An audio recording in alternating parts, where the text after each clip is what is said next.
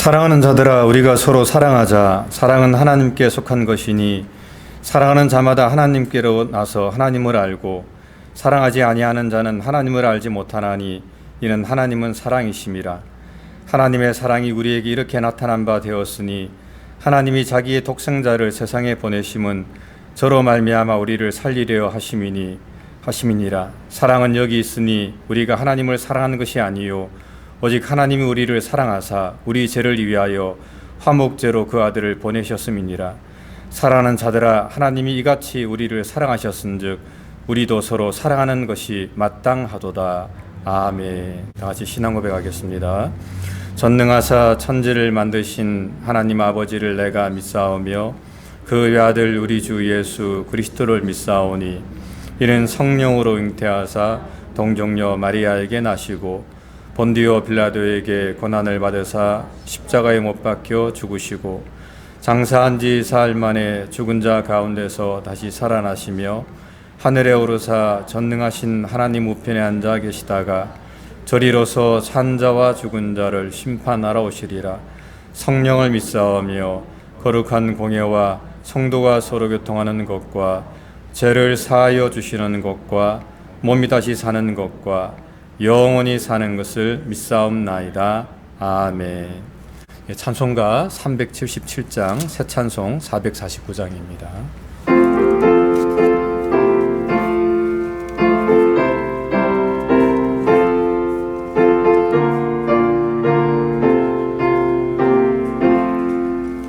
예수 따라가며 복음 순종하며 우리 행할 길 환하겠네.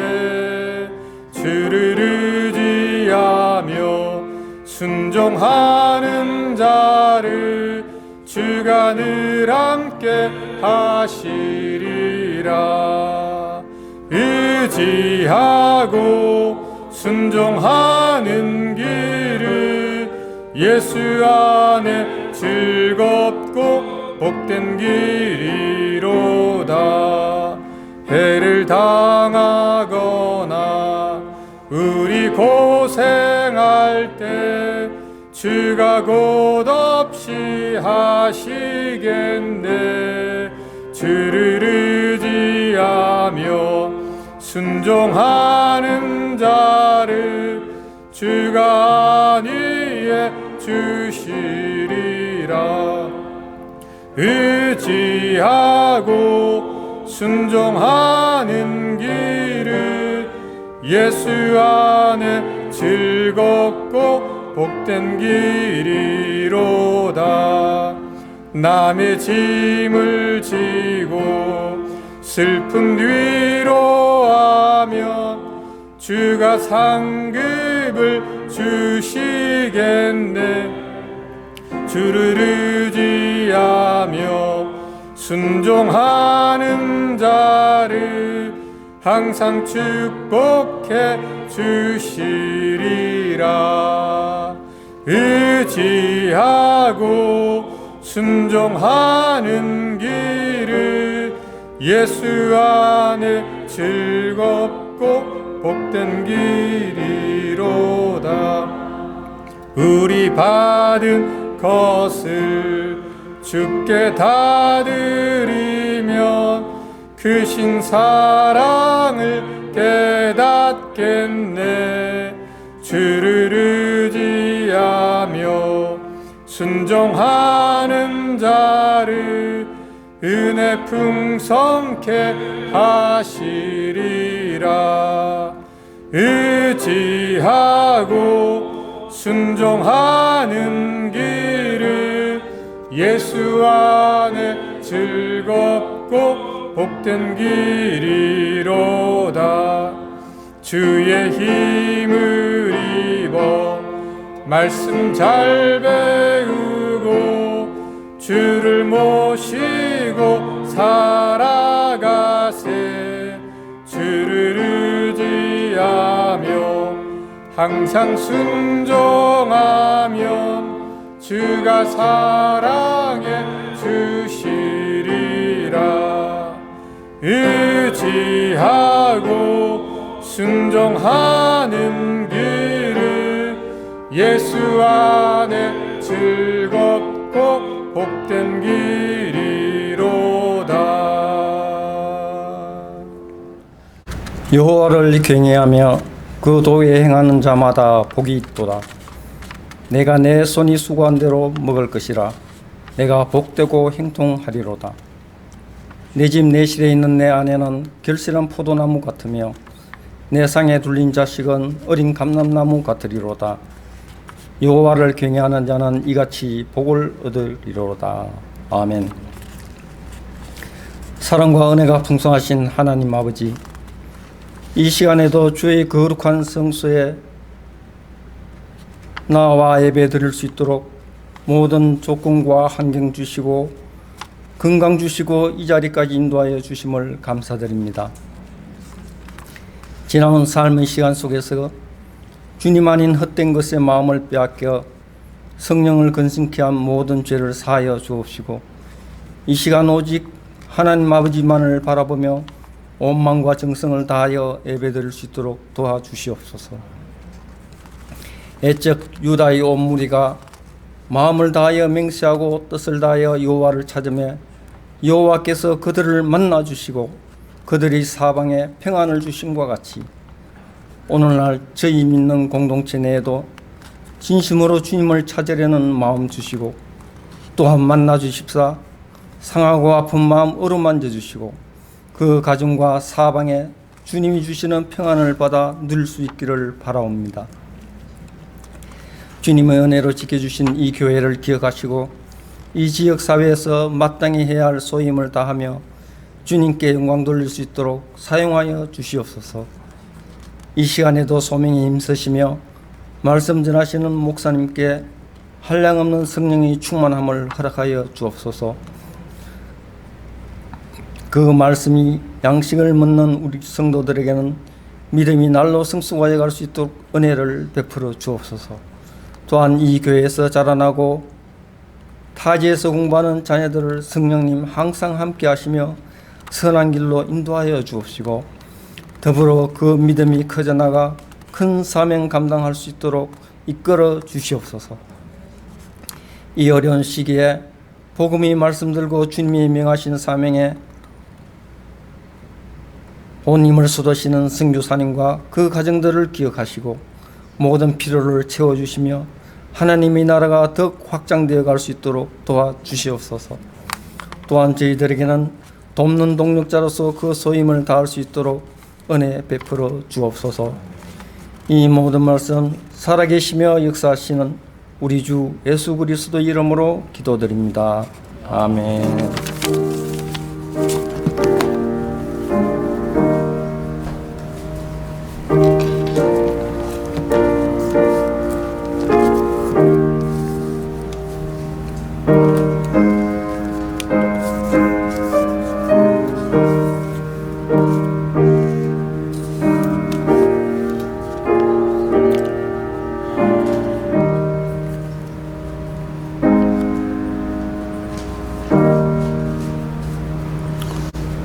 네, 말씀은 요한복음 14장 22절부터 31절까지 말씀입니다. 한 절씩 교독하도록 하겠습니다. 가롯이 아닌 유다가 가로되 주여 어찌하여 자기를 우리에게는 나타내시고 세상에게는 아니하려 하시나이까.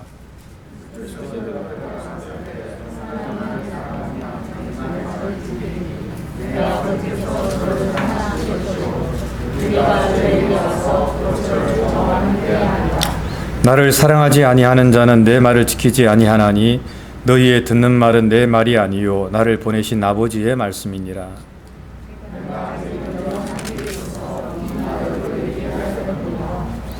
보혜사 곧 아버지께서 내 이름으로 보내실 성령 그가 너희에게 모든 것을 가르치시고 내가 너희에게 말한 모든 것을 생각나게 하시리라.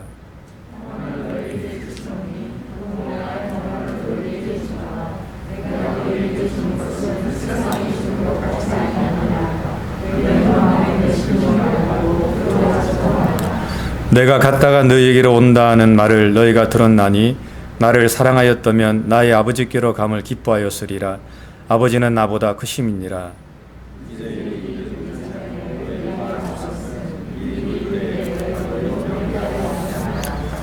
이후에는 내가 너희와 말을 많이 하지 아니하리니 이 세상 임금이 오겠음이니라.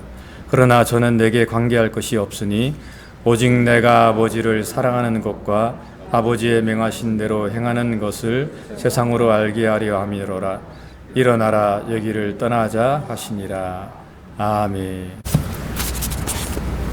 오늘 우리가 함께 나누는 이 하나님의 말씀은 굉장히 많은 내용들을 지금 담고 있기 때문에 어떤 말씀에 강조점을 두느냐에 따라서 설교를 적어도 4-5번 정도는 해야 되는 그러한 분량의 내용을 담고 있습니다. 그러나 오늘은 우리가 쭉 강의를 해나가면서 또 말씀을 다룰 기회가 있겠다고 생각했기 때문에 이 모든 것의 가장 중요한 그 백본, 중심이 뭐냐라고 하는 것을 함께 나누길 때에 아버지의 모든 것을 명하신 대로 하신 것, 그것이 가장 중요하다라고 하는 것을 우리가 함께 나누고자 하는 것이죠. 오늘 본문을 이해할 때에 삼위일체, 이 트라이유니티에 대한 오해를 갖는 사람들이 자꾸 그 근거를 찾으려고 할 때 주님이 이 말씀을 하셨거든요. 아버지는 나보다 크심이니라. 그러니까 아버지가 크고 주님은 좀 모자라고 뭐 이런 걸로 이야기를 자꾸 하려고 그래요.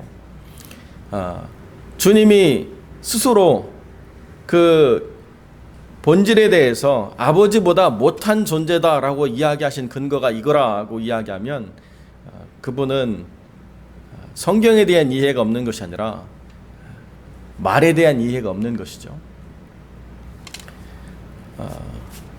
어떤 연기자나 어떤 대단한 사람이 시상식에 나와서 상을 받으면서 이 모든 공로는 다 제 아내에게 있습니다. 제 남편에게 있습니다. 그러면 그 사람이 정말로 모자라고 무능력한데 아내나 남편이 만들어줘서 상을 받은 건가요? 그런 내용이 아니고 공을 돌리는 거죠. 의미를 부여하고 가치를 부여하고.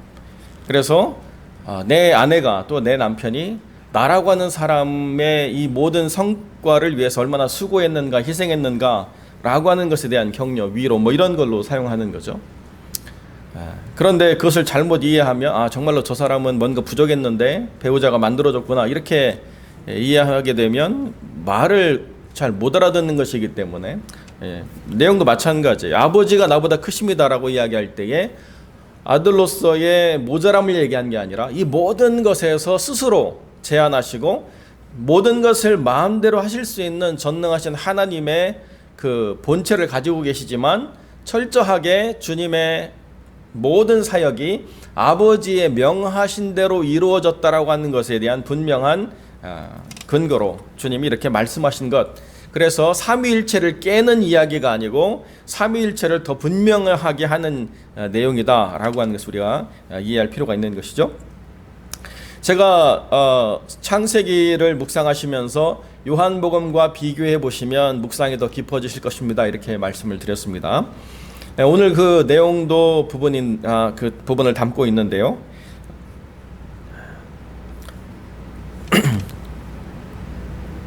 사람이 나를 사랑하면 내 말을 지킬 것이다. 그리고 내 아버지께서 저를 사랑하실 것이고 그 다음에 내가 너에게 와서가 아니라 23절에 보면 우리가 저에게 와서 거처를 저와 함께 하리라 이렇게 주님이 말씀하세요. 지금 아버지를 사랑하고 나를 사랑하면 아버지께서 또 그를 사랑할 것인데 나를 사랑하기 때문에 내가 온다라고 얘기하지 않고 우리가 저에게 와서 거처를 저와 함께 하리라 이렇게 말씀하시거든요. 우리가라고 할 때 하나님 삼위일체 하나님께서 스스로를 우리가라고 표현했던 것이 창세기 3장 22절인데 그건 언제냐면 사람이 선악과를 따먹고 난 뒤에 선악을 아는 일에 우리와 같은 존재가 되었다라고 주님 말씀하시는 그 부분이거든요. 그러니까 죄악을 저지르기 전에는 우리와 함께 거했던 존재예요. 그런데 죄악을 저지르고 난 다음에 에덴 동산에서 쫓겨나면서 우리와 함께 거할 수 없는 존재가 되었고 그리고 주님이 죽으시고 모든 구원을 이루시고 나면 그 모든 것이 회복되어서 우리로서 온전한 삼위일체 하나님으로서의 그 회복을 아담처럼 갖게 된다라고 하는 내용을 그대로 다 담고 있는 그런 말씀이 여기 있는 것이죠. 자, 그런데 오늘 우리가 이제 이 내용들을 이해하면서 우리가 갖는 질문이 그거예요. 왜 그 하나님의 위대하신 능력을 우리에게는 보여주시고 세상에 대해서는 보여주지 않습니까? 좀 세상에 나가서 얼마나 대단하신 분인가를 스스로 프루브하면, 그러면 우리가 얼마나 기분이 좋고 우리가 얼마나 힘이 들지 않고 신이 나겠습니까? 왜 우리에게만 자꾸 믿음을 요구하고 세상에는 그런 것들을 증거하지 않습니까? 이런 질문을 가룟인 아닌 유다가 이렇게 했습니다. 그런데요, 주님은 꼭 그 질문에 대한 답을 정확히 하시는 것 같지 않아요? 주님 뭐라고 말씀하시냐면, 내가 증거하지 않는 이유가 무엇이냐라고 이야기할 때에 어떤 제약이 있다거나 어떤 특별한 주님의 요구사항이 있는 게 아니라 주님이 처음 정하신 새 계명으로 모든 사람들을 끌어들이기 위한 것의 연장선상 안에서 증명할 필요가 없다는 거예요. 왜? 내가 무언가를 증명하든 증명하지 않든 거기에 나와 하나님이 허락하신 그 사람들의 관계가 맺어지는 것이 아니라 사랑하면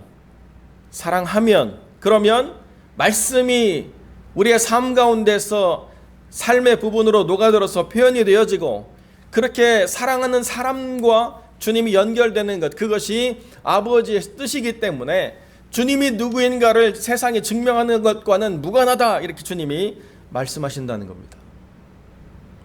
근데 우리는 계속 조건을 달죠. 주님이 무언가를 증명해야만, 그래야만 주님을 믿을 수 있을 것 같습니다. 주님이 누구신가를 드러내야만 우리는 주님이 위대하신 것을 알 것 같습니다. 주님이 스스로가 뭔가를 만들어내야만 그 만들어낸 것이 하늘로부터 왔다라고 우리가 인정해 주겠습니다 라고 하는 조건을 계속 달게 되어 있다는 거예요. 누군가 라고 하는 것을 증명해내라. 신문을 보니까 인구 8,000명의 소도시에서 몇억 달러 로또 맞은 사람이 있다. 그래가지고 도대체 이 8,000명 중에 누구냐, 그걸 막 사람들이 알아내려고 광분하기 시작했습니다. 그래가지고 어느 한 사람으로 이렇게 귀결이 돼서 그 사람 앞에 수많은 사람들이 장사진을 치고 나 좀 도와달라, 몇 푼만 좀 나한테 달라, 메일이 날라오고 사람 기다리고 가지고, 그래가지고 그 사람이 제발 내가 아니니까 좀 믿어달라, 오히려 아니라고 부정하는 그런 광고를 내고 막 제발 내 말 좀 믿어달라고 고백을 하더라고요. 8,000명 있는 도시에서 돈 있는 거 보여주지도 않았는데 그냥 소식 하나만 듣고 사람들이 서치 내는 건 왜 그래요? 돈의 가치를 믿기 때문에 그래요. 안 보여줘도 여기에 있다라고 하는 사실만 드러나면 돈의 가치를 믿기 때문에 사람들은 파괴되어 있습니다. 누구냐 도대체? 내가 그 사람을 꼭 찾아가지고 어떻게든지 그 사람으로부터 유익을 얻어내겠다. 알려주지 않아도 우리는 돈의 가치를 너무나도 잘 알고 있기 때문에 그런 사실을 아는 순간부터 그때는 그 사람을 찾아내는 게 삶의 중요한 목적이 되죠. 주님을 아는 믿음은 어떻습니까?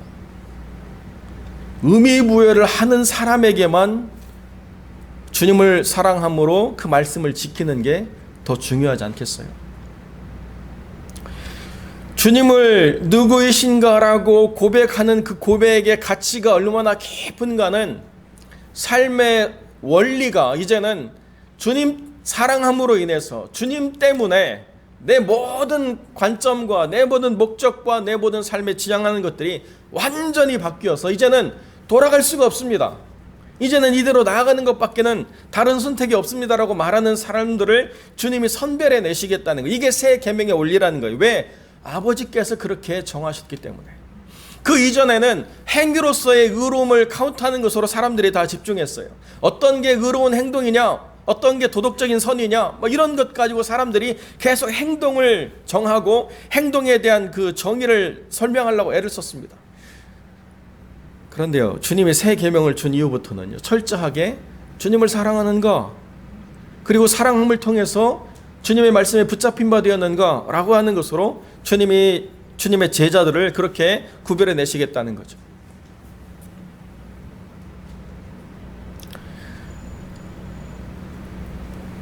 우간다에 계신 김세현 선교사님이 저한테 자주 연락을 주시는데요. 하루는 저한테 연락을 주셨어요.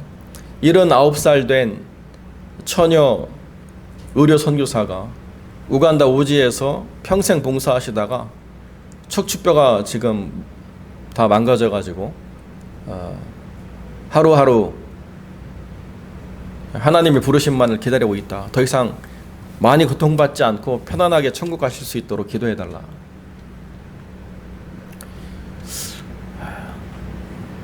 거기에 뭔가 글을 쓰려고 하는데요. 너무 머리가 복잡해져가지고 글을 쓴다는 게 굉장히 힘들어졌어요. 때로는 어떤 거를 표현해내는 게 어려운 부분들이 있는 것 같아요. 살면 살수록. 그냥 아멘 뭐 이런 걸로는 안 되잖아요. 그렇다고 그분이 평생 그렇게 하나님을 섬기며 살아온 삶을 무언가 내가 그 말로 표현해낸다는 것 자체가 너무 어려운 일이 되어버렸어요. 그 사람이 거기에 가서 평생을 바치고 그렇게 일생을 다 소진하는 삶으로 살아가는 것이 무엇으로 증명이 되어야 되느냐? 주님을 사랑함으로 증명이 되는 거거든요. 효율이나 어떤 대단한 사역의 가치나 큰 건물이나 사람의 숫자로 표현되는 게 아니라 그 사람이 그들을 사랑함으로 평생 거기에 머물러 있다가 삶의 모든 것을 다 바치고 하나님께 갔다. 그러면 그걸로 증명이 되는 거죠. 그 사람이 하나님의 뜻을 좇아 그 자리에 있다라고 하는 것만으로도 충분하다는 거예요. 왜? 그 자리에 있는 것 자체가 하나님을 사랑하는 것으로 증명이 되기 때문에 그런 거죠. 그분의 뜻대로 살아가는 것을 표현해내는 방식이라고 하는 것이 요즘 우리가 살아가는 것처럼 효율과 가치와 어떤 열매와 사람들에게 과시할 만한 그 무엇으로 드러나는 것과는 전혀 다른 것이라는 거예요. 주님을 사랑하면 그렇게 살게 된다라고 이야기할 때에 우리가 주님을 사랑함으로 그렇게 살아가는 것에 대한 기준이 우리의 어떤 삶의 실제를 평가하는 기준과는 전혀 다르기 때문에 그러한 삶의 실제를 만난다는 것 자체가 정말 놀랍고 큰 도전이 되는 것이죠, 사실은. 그런데 때로는 우리가 살아가는 삶의 현실 속에 있기 때문에 그러한 하나님의 기준으로 사람들을 평가하는 것이 굉장히 어려운 혼란스러운 그런 삶의 모습들을 우리가 담아내고 있다는 것입니다. 우리는 두 가지 기준을 가지고 살아가요. 하나는 그런 기준을 보면서 너무 아름답다라고 생각하고 그런데 그 기준을 나한테는 적용하고 싶지 않은 그런 생각이 있는 거죠. 제가 이렇게 설교를 준비하면서 평안이라고 하는 단어를 이렇게 또 살펴봤는데요. 이 평안이라고 하는 단어가 뭐냐? 전쟁이 그친 그 에이레네 헬라어의 평안, 또 구약으로 넘어가면 샬롬의 평안 뭐 이런 것들이 있어요. 그런데 또 어떤 주석가는 사형수가 사형을 피하고 싶은, 사형을 면하고 싶은, 그래서 여기 두려워하지 말라라고 하는 것에 죽음에 대한 궁극적인 그 두려움이 해결된 평안, 이렇게 이해를 하더라고요. 네, 그러면서 또 이제 우리가 익숙한 말이 있죠. 당신이 헛되이 보낸 오늘은 어제 죽은 이가 간절히 바랬던 내일이었다. 뭐 그런 이야기 어릴 때 막 감동받고 막 그러지 않나요? 근데 제가 이렇게 사람이 감정이 메말라서 그런지 요즘은 그런 이야기 들으면 하나도 감동이 안 돼요. 어제 죽은 사람이 간절히 바란 내일이 과연 오늘일까? 엉겹결에 죽었으면 모르지만 정말 고통당하면서도 하루라도 더 살고 싶다고 하는 사람이 생각하는 그 내일이 오늘이라면 제가 얘기해 주겠어요. 그렇게 안 살아도 돼요. 더 이상 새로운 게 없어요. 그냥 빨리 하나님께로 가는 게 제일 좋은 거예요. 그냥 여기서 하루를 더 살기보다 하나님 아버지 품에 하루라도 빨리 더 가는 것이 나는 너무나도 부럽습니다. 이렇게 얘기해 주고 싶어요. 저희 교단의 어르신 목사님이 암 판정을 받으셨는데요. 회복 불가능의 상태라고 이렇게 판정을 받았습니다. 그런데 목사님이 어떻게 삶을 살기로 결정했느냐? 하나님 나라에 빨리 가야 되겠다. 그 이후로 곡기를 끊어버리셨어요.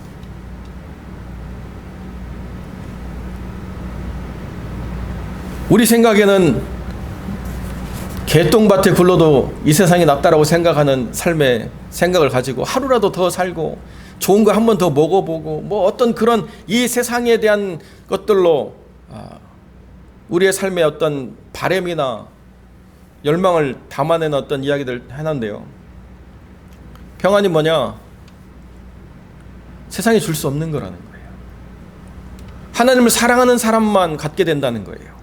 세상이 줄 수 없기 때문에 주님이 구하지 않았어도 우리에게 주시는데 그것은 세상으로부터 얻는 모든 유익과는 무관하게 절대적으로 주님으로만 오는 것이다. 그렇기 때문에 주님으로 오기 때문에 어떤 조건이나 제약이 아니라 어떤 행위의 결과로 우리가 획득하는 게 아니라 주님을 사랑하는 모든 자들이 누리게 되는 것이 평안이다라고 주님이 분명히 이야기해주고 있다는 것입니다.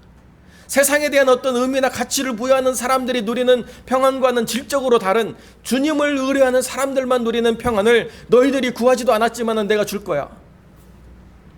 그리고 너희들이 구하지도 않았지만은 너희들을 도우시는 거룩하신 하나님이 너희 속에 오셔서 내가 너희에게 가르친 모든 것을 생각나게 하고 내가 너희에게 말한 모든 것을 가르치시는 거룩한 도움을 너희에게 허락해 주실 거예요.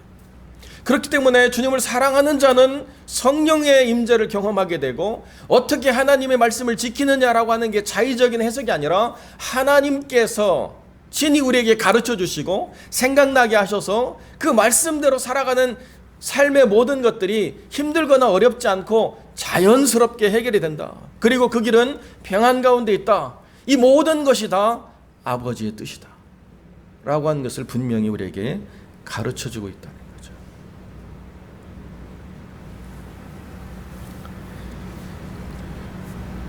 평안이 주님으로부터 오는 것이다 라고 하는 것에 여러분 동의하십니까? 저희 집에 전기가 나갔어요. 그래가 한 2주간 굉장히 힘들었습니다. 그래서 전기가 교묘하게 라고 표현해야 되는지 은혜롭게 라고 표현해야 되는지 에어컨 돌아가고요. 그 다음에 세탁기 돌아가고요. 그 다음에 냉장고는 돌아가는데 그 일부분이 딱 절반이 끊어져 가지고 전기가 안 들어와요. 사람을 찾아야 돼 가지고 이렇게 그 밤에 어떤 분이 오셔서 봐줬는데 어디가 문제인지 모르시겠다는 거예요. 근데 너무 바빠 가지고 시간을 낼 수 없으니까 한 2주 뒤에 시간 내서 오겠다고. 근데 2주 뒤에도 뭐 아무런 삶에 큰 불편함이 없으니까 기다렸어요. 그런데 가만히 생각해 보니까 제가 어느 곳 한 부분을 이렇게 손댄 적이 있어 가지고 그걸 이렇게 다시 원위치를 해놨습니다. 그러니까 불이 들어와요. 그런데 불이 밤에만 들어와요.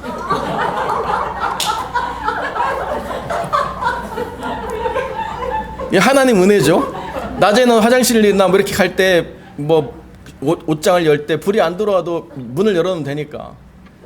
근데 밤에는 불이 들어와야 보이잖아요. 근데 참 하나님 은혜로 밤에는 불이 들어오고 낮에는 안 들어와요. 야, 이 평안인가?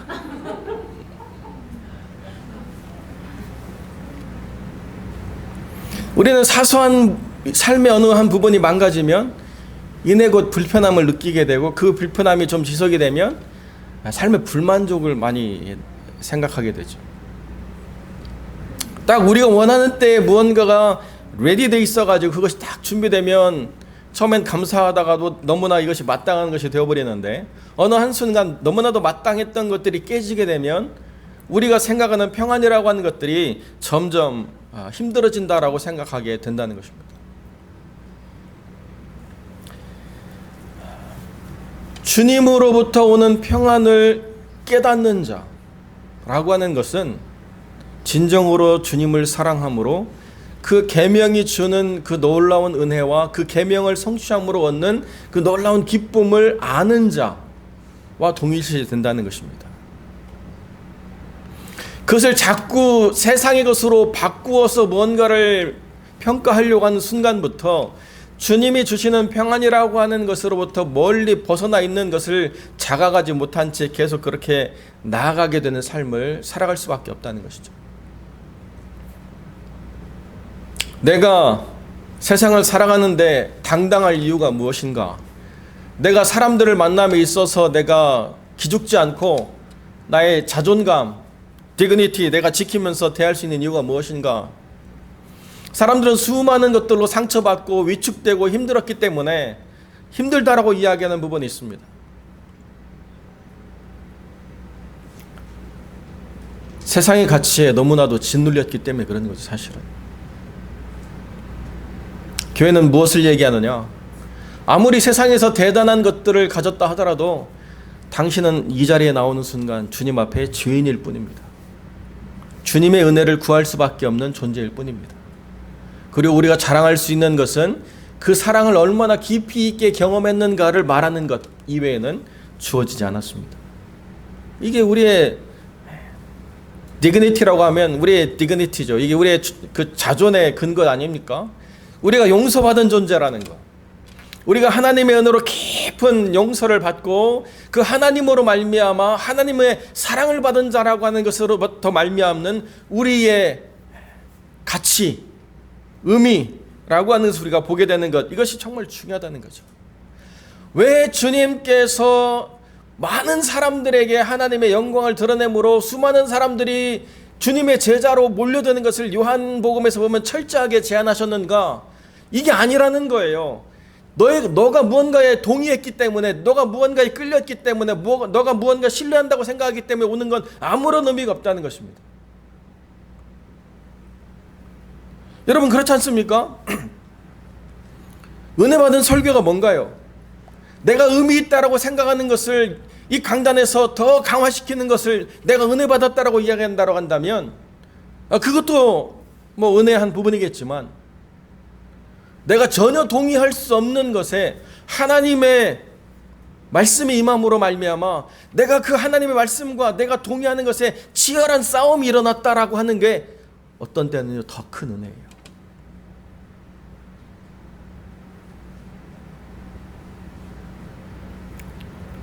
그 치열한 싸움 가운데 내가 주님께 순복할 때 오는 평안, 이게 큰 거죠.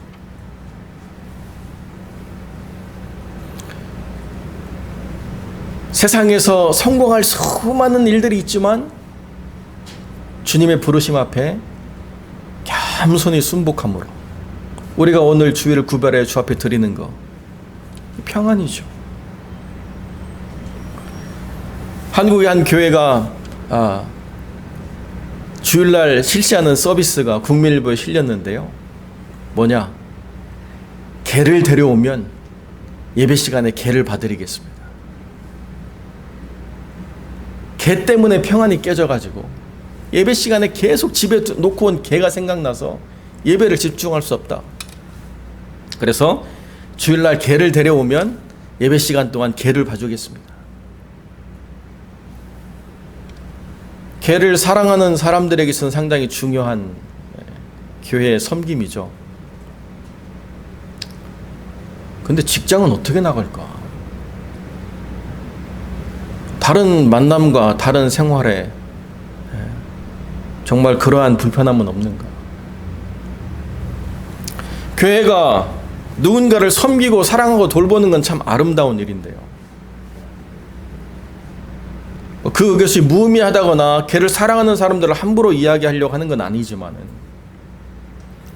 교회가 무엇이어야 되는가에 대한 가치를 명확하게 하고 난 다음에 그것이 의미가 있는가를 생각해 보지 않고 그저 사람들에게 부여된 의미와 가치를 교회가 다 떠안아가지고 그 모든 것을 다 해줄 수 있는 슈퍼맨이다라고 이야기하는 게 교회가 정말로 필요한 교회의 자질인가?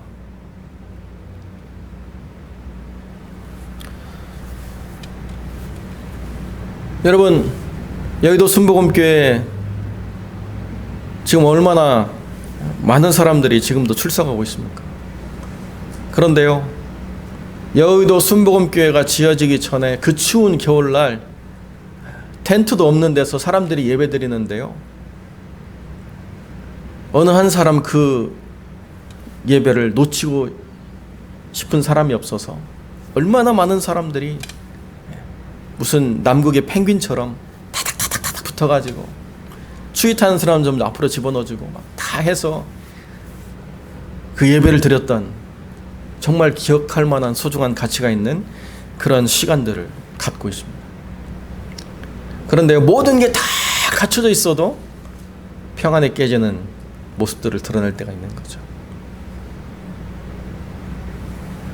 모든 것을 다 교회가 갖춰도요, 하나님의 참된 평안을 한 번도 맛보지 못하고 돌아가는 영혼들이 있어요.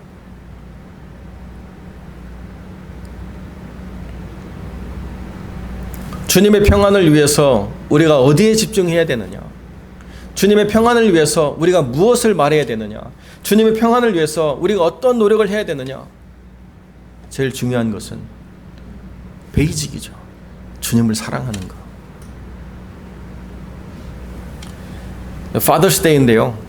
우리 아버지들도 우리 자녀를 키우는 데 있어서 어머니만큼은 아니겠지만 그래도 많은 노력들 하셨겠죠. 우리 선배 목사님이 낙도선교회 출신으로 섬에 가서 목회하시는데요. 그런 이야기 하세요. 마누라가 3일을 굶어도 자기는 목회 전혀 흔들리지 않는데요. 자식이 하루를 굶으니까 미치겠더래요. 이 목회 계속 여기서 해야 되나? 아버지의 마음이죠. 참, 한국 사람들이 정이 많고 그렇게 따뜻한 사람들인데도 그렇게 핍박을 많이 해요. 섬에 갔는데 그렇게 돌을 던져가지고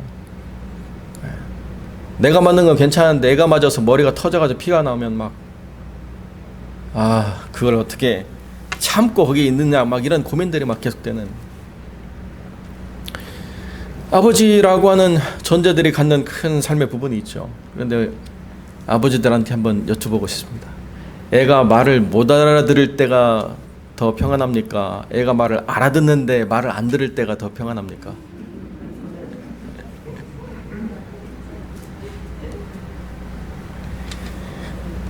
그냥 애가 나와가지고 옹알이 하고 뭐 그냥 뒤집으면 막 뒤집는다고 얘기하고 또 일어서면 일어선다고 막 좋아하고 기쁨이 충만한데요.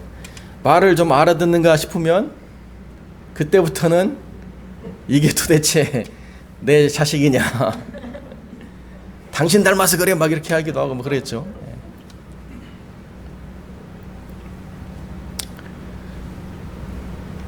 그러나 그 아이들이 자라서 부모를 이해하고 부모의 마음을 깨달았다고 하나씩 반응하기 시작하고 진정으로 부모의 사랑에 감사하는 표현들을 해내기 시작하면 인생을 내가 정말 의미 있게 살았구나. 내가 다른 어떤 것으로도 얻을 수 없는 이 관계에서 오는 위로, 이 관계에서 오는 평안, 이 관계가 주는 즐거움, 이런 것들이 우리에게 참 큰 기쁨이 되는구나 라고 하는 것을 우리가 깨닫는 것처럼, 가장 중요한 베이직이 뭐예요?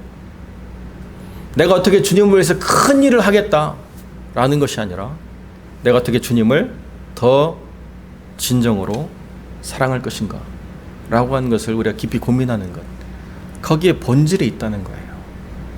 근데 교회가 자꾸 본질에 집중하지 않고 테크닉과 무슨 마케팅과 어떤 그러한 사람의 기술로 자꾸 발전해 되려고 하니까 사람들이 교회에 와서 본질을 경험하는 큰 도전과 충격보다는 테크닉이 주는 어떤 잠깐의 만족, 잠깐의 기쁨에 즐거워하다가 끝나는 경우가 많이 있다는 거죠. 여러분의 모든 문제를 다 가져오십시오. 여러분의 모든 문제에 대한 솔루션을 다 해주겠습니다. 교회는 그런 것이 아니에요. 여러분의 모든 문제가 하나도 해결이 되어지지 않는다 하더라도, 그 문제를 가지고 평생을 살아간다 하더라도 여러분은 평안할 수 있습니다. 주님을 사랑함으로, 주님이 여러분을 사랑함으로, 삼위일체의 하나님이 여러분 안에 거하심으로 내 문제가 하나도 해결이 되어지지 않지만 그럼에도 불구하고 평안할 수 있습니다.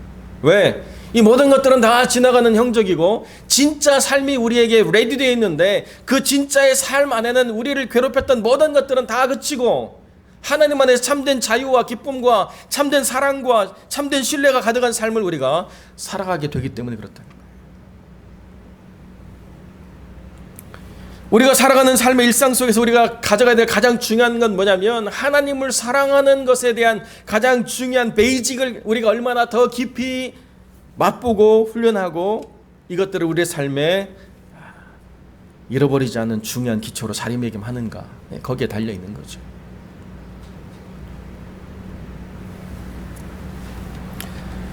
중국이 몸살을 앓고 있습니다. 한쪽은 가뭄으로 한쪽은 홍수로 몸살을 앓고 있는데요. 샨샤댐이라고 하는 게 정말로 인류 최대의 업적과 같은 그런 건축 구조물이지만 굉장히 큰 문제를 만들어냈죠. 원래 빈 공간과 큰 저수지 같은 그런 공간이 있어야 댐을 만드는데 강을 막았잖아요. 그러니까 강을 막는 순간부터 이 댐을 막아버리면 충칭이 물난리가 나고 이 댐을 풀면 우한이 물난리가 나고 어느 쪽 한쪽은 물난리를 선택해야 되는 댐을 만들어낸 게 문제라는 거죠. 그 구조물을 아무데나 그렇게 지어서는 안 되는데 뭐 세계가 자랑할 만한 구조물이라고 지었지만 사실은 만들어 놓은 순간부터 항상 양자택일을 해야 되는 구조물이 되어버렸어요.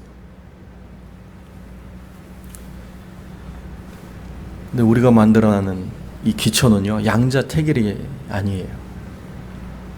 주님을 선택하는 그 순간부터 주님이 허락하시는 확실한 은혜로 살아가게 되어 있다는 거예요. 여러분, 그렇게 살아보는 삶만이 누리는 온전한 은혜가 있습니다. 제가 이런 얘기 별로 안 좋아하는데 여러분한테 굳이 제가 경험하지 않은 것을 말하지 않는다는 변명 같은 이야기를 하자면 저희는 훈련이 돼 있어요. 저나 제 아내는 항상 훈련이 돼 있습니다. 마켓에 가서 제일 좋은 상품이 뭐냐? 세일을 해야 일단 좋은 상품이에요. 세일하지 않은 것은 우리 카운트에 들어오지 않습니다. 우리는 원하는 지점에 가지만 저는요, 남들이 가지 않는 스팟을 돌아다니는 삶의 훈련이 돼 있어요. 여러분, 세일 품목은요, 좋은 데 없어요. 구석진 데 있죠. 모든 사이사이에 사람 눈이 안 닿는 데 세일 품목이 있어요. 그런 걸 다 관리를 해야 내가 할 일을 다 했다 생각이 드는 거예요. 그때 세일을 해야만 내가 그걸 취할 수 있습니다. 우리가 개척을 하면서 뭐 섬겨오는 모든 삶의 시간 속에서 우리가 선택해야 될 부분들이 그런 부분이죠. 여러분, 그런데 우리의 인생을 잘못 살고 있다는 생각이 하나 들지 않아요? 부족하고 힘들고 어려운 순간들 때마다 비었기 때문에 하나님이 채우시는 것을 우리가 경험하게 돼요. 모자라기 때문에, 사람으로 안 되기 때문에, 우리의 능력이 벗어났기 때문에 여기가 한계인가? 아니에요.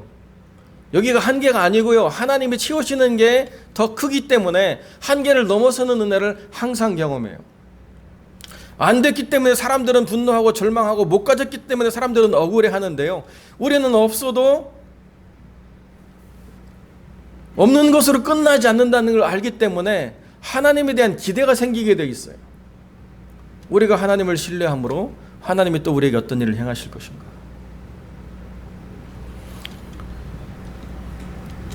그리고 정말 다 끝나면 하나님한테 가면 되잖아요. 뭐가 우리에게 큰 불안과 염려를 줍니까? 끝이다 라고 하면 하나님이 오라고 그러시겠죠. 이제 더 이상 세상에서 너희가 할 필요가 없어 그러면 하나님께 가면 되는 거 아니에요?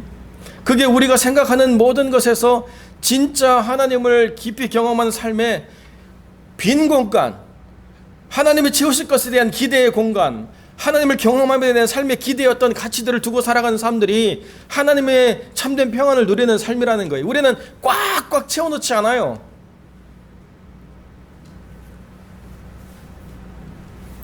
어떤 사람들은 막 몇 년치를 쟁여놓고 사는 사람들이 있더라고요. 여러분, 많이 채워놓으면요, 나중에 뭐가 들어가는지 모르잖아요. 그죠? 1년에 한 번씩 냉장고를 완전히 한번 파헤쳐 봐야 돼요. 도대체 이 냉장고 안에 뭐가 들어가 있는지. 채워넣어서 모든 것이 빈틈없이 가득 채워졌기 때문에 내가 평안한 게 아니고요. 채워지지 않았는데 하나님을 기대하기 때문에 평안해요. 모자라기 때문에, 부족하기 때문에, 연약하기 때문에, 안 되기 때문에 도우시는 하나님의 은혜가 있다라고 하는 걸 깊이 경험하는 거죠.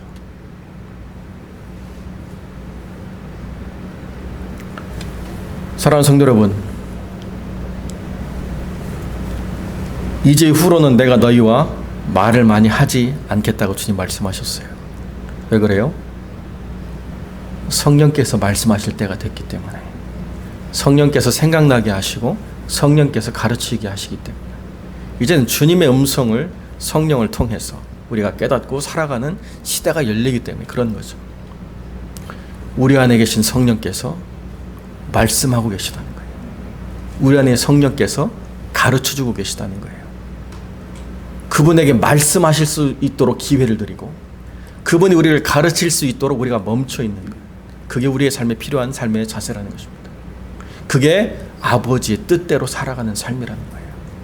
주님도 이 땅에서 그렇게 사셨고 그렇게 가셨고 우리도 이 땅을 살아가면서 그렇게 주님처럼 성령께서 말씀하시는 것을 듣고 성령께서 가르치시는 대로 살아가다 보면 주님을 더 사랑하게 되고 주님의 사랑을 더 누리게 되는 삶을 살아가게 된다. 이게 아버지의 뜻이다. 주님 명하신 것이다. 라고 하는 사실을 기억하시면서 그 뜻대로 온전한 삶을 살아가시는 복된 영혼들이 되시기를 우리 주님의 이름으로 간절히 축원드립니다. 기도하겠습니다. 거룩하고 존귀하신 아버지 하나님, 감사와 영광을 주께 돌립니다.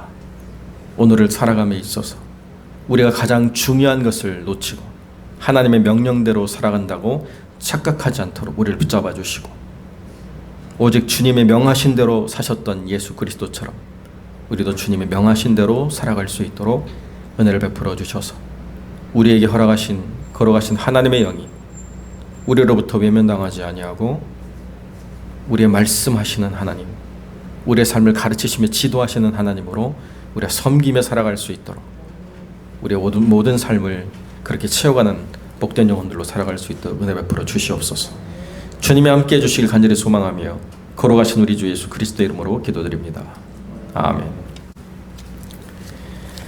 우리 교회 앞에 광고 드립니다. 제 주보에 우리 선교사님들 선교 보고를 싣고 있습니다. 태국도 상당히 어려운 그런 상황 가운데 있는데요. 여러분 계속 기도해 주셔서 이 어려운 상황을 잘 이겨낼 수 있도록 기도해 주시기 부탁을 드립니다. 또 하나님의 나라와 죄 몸된 교회를 위해서 계속 깨어 기도해 주시고요. 여러분 창세기 묵상하시면서 이것이 복음을 통해서 어떻게 회복되는가를 생각하는 것도 굉장히 중요한 유익이 된다는 것을 한번 생각하시고 나름대로 한번 비교해 보시면서 창세기 묵상하시면 좋겠습니다. 지난 교육자 우리 기도회 저희 교회에 있었는데요. 우리 중고등부 학생들에 대한 고민을 또 목사님들이 많이 하셔서 이번에 수련회는 없지만 컨빌 가서 하루 물놀이라도 좀 하자 뭐 이렇게 얘기하셨어요. 그래서 그 이사벨라 레이크 위쪽으로 컨빌 가면 물도 잔잔하고 하니까 거기서 바베큐도 하고 물놀이도 하고 이렇게 하자고 그래서 중고등부 자녀들 물론 좀 고학년 아이들 포함해서 좀 하루 가도록 이렇게 계획했습니다. 자세한 일정 추후 전달해 드리도록 하겠습니다. 오늘 파더스 데이죠. 우리 아버지들이 하루 그 삶의 무게를 잠시 내려놓고 위로를 받는 소중한 하루가 되시기를 바랍니다. 우리 환우들을 위해서 계속 기도해 주시고요. 우리 강증자 권사님 그 눈 수술 잘 마치셨는데 오늘 또 불편하셔서 함께 못 하신 것 같아요. 여러분 계속 회복 잘 하실 수 있도록 기도해 주시고요. 선교지로 돌아간 사역자들 또 목회자들 위해서 계속 기도해 주시고 선교지에 많은 사역자들이 하나님의 부르심을 받았다는 얘기를 계속 전해 듣고 있습니다. 특별히 김선 선교사님 기도해 달라고 한 가정 중에 여 선교사님인데요. 남편이 여 선교사님이고 아내는 최선 선교사님인데 7월에 출산을 위해서 한국에 나와야 되는데 지금 남편 선교사님이 확진으로 판정받아가지고 좀 기도해달라고 이렇게 부탁이 왔어요. 그래서 기도는 하겠지만 이거 어떻게 그림이 안 그려지네요. 여러분 그래도 출산을 한국에서 해야 되지만 또 하나님께서 모든 것을 주관하실 줄 믿고 여러분 계속 기도해 주시길 부탁을 드립니다. 여선교사님과 최선교사님 부부 위해서 여러분 기도해 주시길 부탁을 드립니다. 오늘 특별히 그 교육부에서 졸업한 학생들을 우리 축하하는 카드하고 안에 간단한 상품이 준비되는 것 같아요. 네, 그래서 함께 축복하는 시간 갖도록 하겠습니다. 호명하면 잠깐 앞으로 나와주시기 부탁드립니다. 우리 우상혁, 이번에 대학 졸업했죠? 상혁이 앞으로. 그 다음에 오계성, 네, 앞으로. 그 다음에 오재현, 네, 재현이, 네, 앞으로 잠깐 나오세요.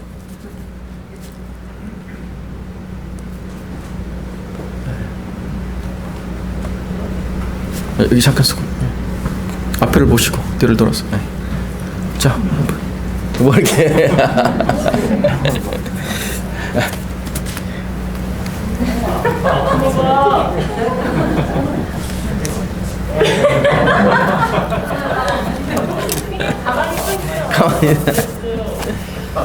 자, 우리 수고한 우리 상혁이 졸업 축하합니다.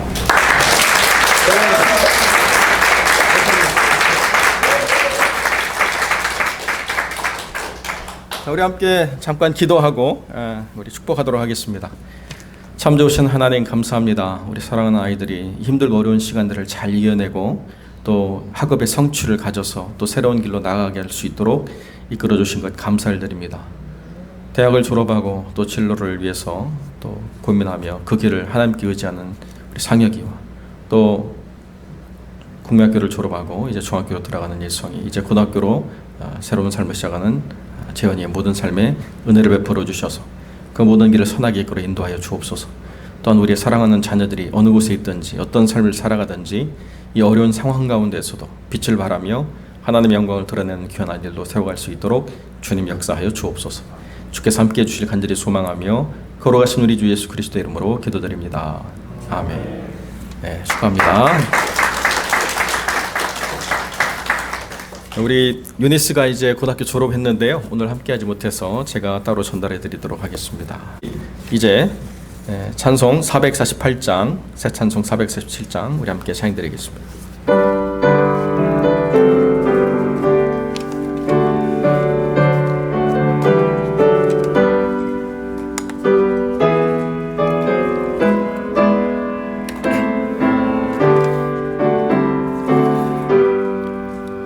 이 세상 끝날까지 주 봉사하리니 내 친구 되신 주여 늘 함께 하소서. 주 나와 함께 하면 전쟁도 겁없고 주 나를 인도하면 늘 안심하리라. 나 주를 따를 때에 주 약속하신 것 내 친구의 이루어 주소서. 주님의 뒤를 따라 섬기며 살리네. 그 크신 은혜 속에 날 인도하소서. 이 세상 온갖 시험 내 마음을 흔들고 악한 원수들이 안팎에 있으나 주 나를 돌아보사 내 방패 되시고 내 옆에 계신 것을 늘 알게 하소서. 저 영광 빛난 곳을 주 허락했으니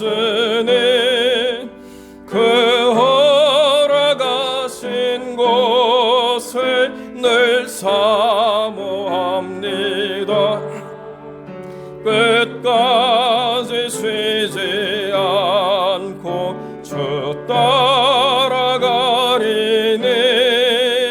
주 넓은 사랑 안에 늘 인도하소서.